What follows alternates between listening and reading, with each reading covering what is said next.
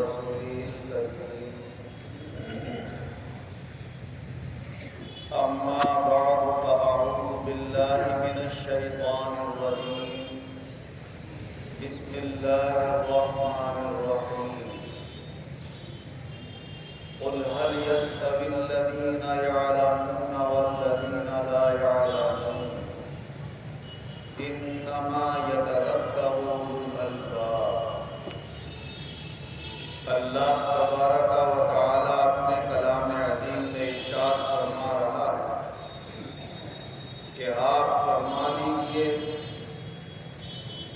کہ جو لوگ علم رکھتے ہیں اور جو علم نہیں رکھتے دونوں برابر ہو سکتے ہیں، یعنی ہرگز دونوں برابر نہیں ہو سکتے، اور یہ نصیحت صرف عقل والے ہی حاصل کرتے ہیں۔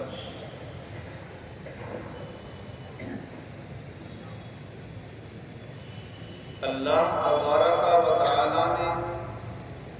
علم کی بہت بڑی فضیلت بیان فرمائی۔ جو لوگ علم دین حاصل کرنے میں اپنا وقت لگاتے ہیں ان کی زندگی کا ایک ایک لمحہ بڑا قیمتی ہے، اور علم حاصل کرنے کا یہی مطلب نہیں ہے کہ آدمی کسی مدرسے میں داخل ہو، باقاعدہ 4-6 گھنٹے اپنے دے کر وہاں کی صحبت اٹھا کر لمبے زمانے تک پڑھ کر کوئی سند حاصل کرے تبھی اسے یہ ثواب ملے۔ اگر اسے شوق ہے علم کی بات سننے کا اور کسی عالم کی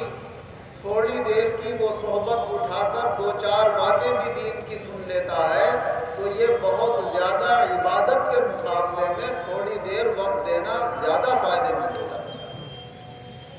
حضور نبی اکرم صلی اللہ علیہ وسلم ارشاد فرماتے ہیں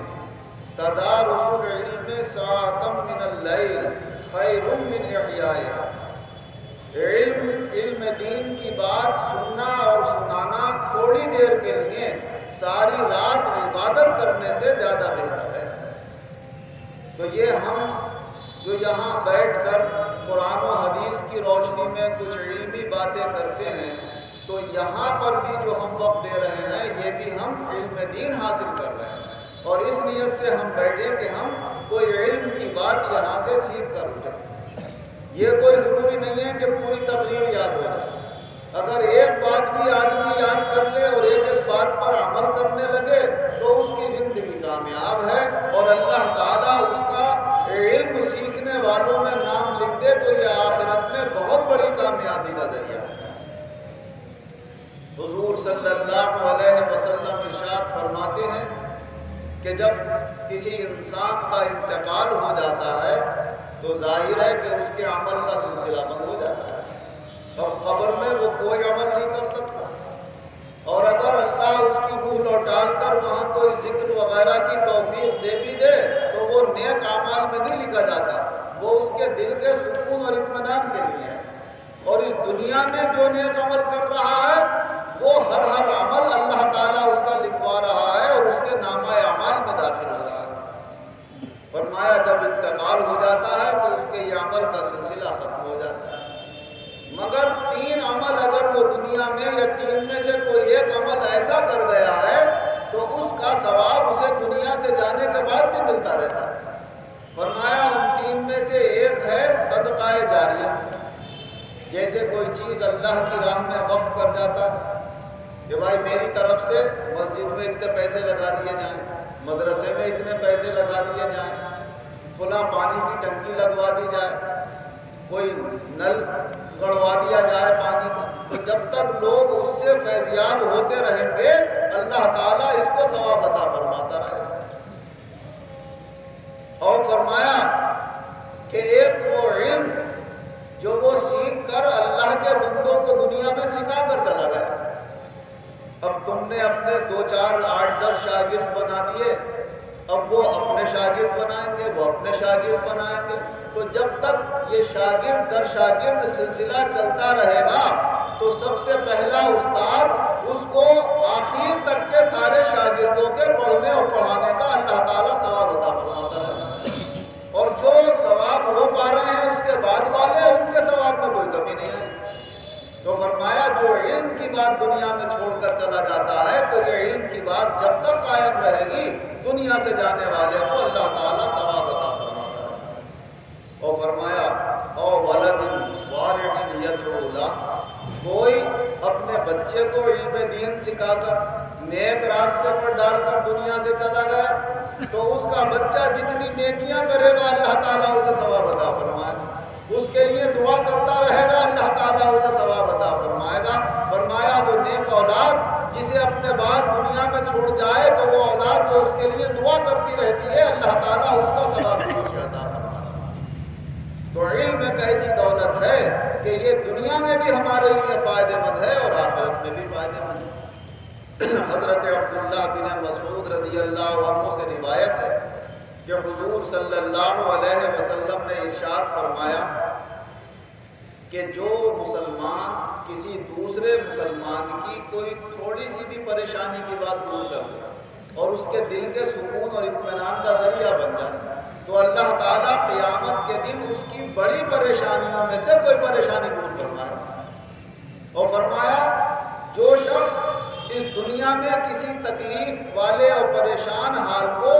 تسلی دے گا اور اس کے لیے آسانی اور سہولت کا راستہ فراہم کرے گا تو اللہ تعالیٰ اس کے لیے دنیا کے راستے بھی آسان فرما دے گا اور آخرت کی کامیابی کے راستے بھی آسان کر دے گا۔ اور حضور صلی اللہ علیہ وسلم نے اسی حدیث پاک میں یہ بھی ارشاد فرمایا کہ اللہ کا جو بندہ کسی راستے پر چلتا ہے اور علم دین کی تلاش میں نکلتا ہے تو اللہ تعالیٰ اس کے لیے جنت کا راستہ آسان فرما دیتا ہے۔ اور فرمایا جو لوگ کسی جگہ جمع ہو کر علم دین کی بات، قرآن عظیم کی بات سنتے اور سناتے ہیں اور ایک دوسرے سے درس و تدریس میں لگے رہتے ہیں تو ان کے اوپر اللہ کی رحمتیں نازل ہوتی ہیں، ان کے اوپر سکینت نازل ہوتی ہے اور اللہ کے فرشتے انہیں اپنے احاطے میں اور گھیرے میں لے لیتے ہیں۔ اور پھر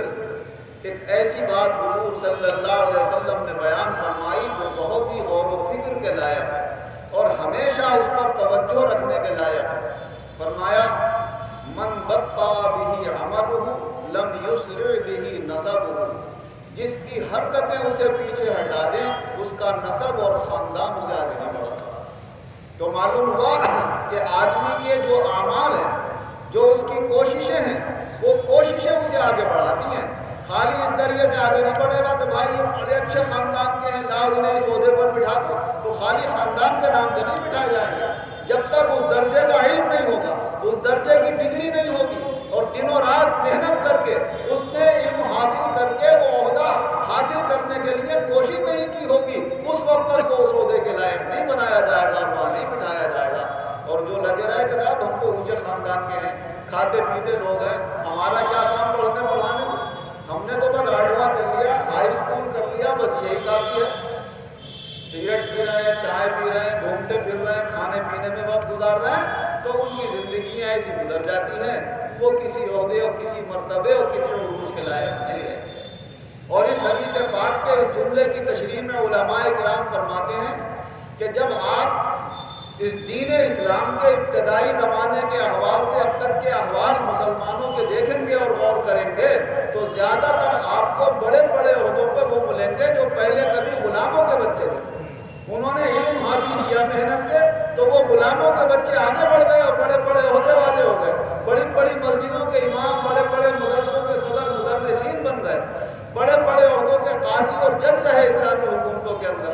اور جو بڑے بڑے خاندان والے تھے، نسب والے تھے، وہ اسی میں رہ گئے کہ ہم تو یوں ہیں اور ہم یوں ہیں اور ہم یوں ہیں۔ فرمایا جس کا عمل اسے پیچھے ہٹا دے کبھی اس کا نسب اور اس کا خاندان اسے آگے نہیں بڑھا سکتا، نہ وہ دنیا میں آگے بڑھ سکتا ہے نہ آخرت میں آگے بڑھ سکتا ہے۔ عروج نسل و نسب پر غرور بے معنی، عروج نسل و نسب پر غرور بے معنی، عمل تلے گا قیامت میں، خاندان نہیں۔ تو وہاں یہ دیکھا جائے گا کر کے کیا لائے ہو، یہ نہیں پوچھا جائے گا کس کے بیٹے ہو، دادا کون تھے تمہارے، یہ تم کون ہو، اپنے بارے میں بتاؤ، ہمارے دربار میں کیا لے کر آئے ہو۔ تو ہر آدمی کو اپنے لیے دنیا کی کامیابی کے لیے بھی کوشش کرتے رہنا چاہیے اور اور آخرت کی کامیابی کے لیے بھی کوشش کرتے رہنا چاہیے، اور کامیابی دینے والا اللہ تبارک و تعالیٰ۔ اللہ تعالیٰ ہمیں قرآن و حدیث کی روشنی میں یہ سبق یاد رکھنے کی توفیق عطا فرمائے، اور اپنی اپنی وسعت و حکمت کے مطابق زیادہ سے زیادہ نیک اعمال کی اللہ توفیق عطا فرمائے، اور برائیوں سے بچنے کی توفیق عطا فرمائے۔ آمین وآخر دعوانا ان الحمد للہ۔ اعجاز خان ایڈوکیٹ کا انتقال ہو گیا تھا، ان کے لیے دعائیں محمد اعجاز خان، فیاض خان بیڑے والوں کو الحمد للہ رب العالمین والعاقبۃ للمتقین والصلاة والسلام علی خیر خلقہ محمد وآلہ واصحابہ اجمعین۔ اے اللہ اپنا فضل و کرم اپنی عنایت سے اپنی رحمت سے حضور رحمت للعالمین صلی اللہ علیہ وسلم کے صدقے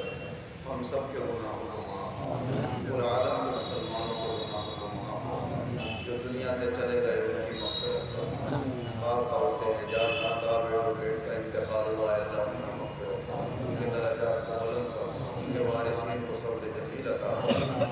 اور بھی حالوں میں بہت سارے لوگوں کے انتقال ہوئے ہیں، مولا سب کی مغفرت فرما، سب کے گھروں کے انتظام کو بہتر فرما۔ جو باقاعد حیات ہیں پورے عالم کے مسلمان، سب کی الجھنیں پریشانیاں دور فرما، سب کی جائز مرادیں پوری فرما۔ خاص طور سے کاروباری اعتبار سے، آمدنی کے ذرائع کے اعتبار سے بہت سے لوگ پریشانی کا شکار ہیں، مولا ان کی پریشانیاں دور فرما،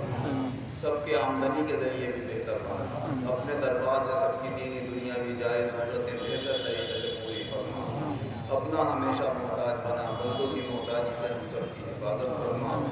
اے اللہ جن کے لڑکے لڑکیاں جوان ہیں ان کے لیے اچھے رشتوں کا انتظام فرما، نیک اعمال کی سب کو توفیق عطا فرما، بے حیائی کے راستوں سے بچنے کی توفیق عطا فرما۔ جو علم حاصل کر رہے ہیں انہیں کوشش کر کے اعلیٰ علم حاصل کر کے اعلیٰ عہدے عطا فرما، ترقی کے بعد تنزل سے ہم سب کی حفاظت فرما، سب کے گھروں میں چین سکون پیدا فرما، ایمان و عزت کے ساتھ ہم سب کو زندہ رکھ، ایمان و عزت کے ساتھ بآسانی ہمارا خاتمہ فرما، ایمان و عزت کے ساتھ آخرت میں اپنے مقبول بندوں کے ساتھ ہمارا بآسانی حشر فرما۔ آمین۔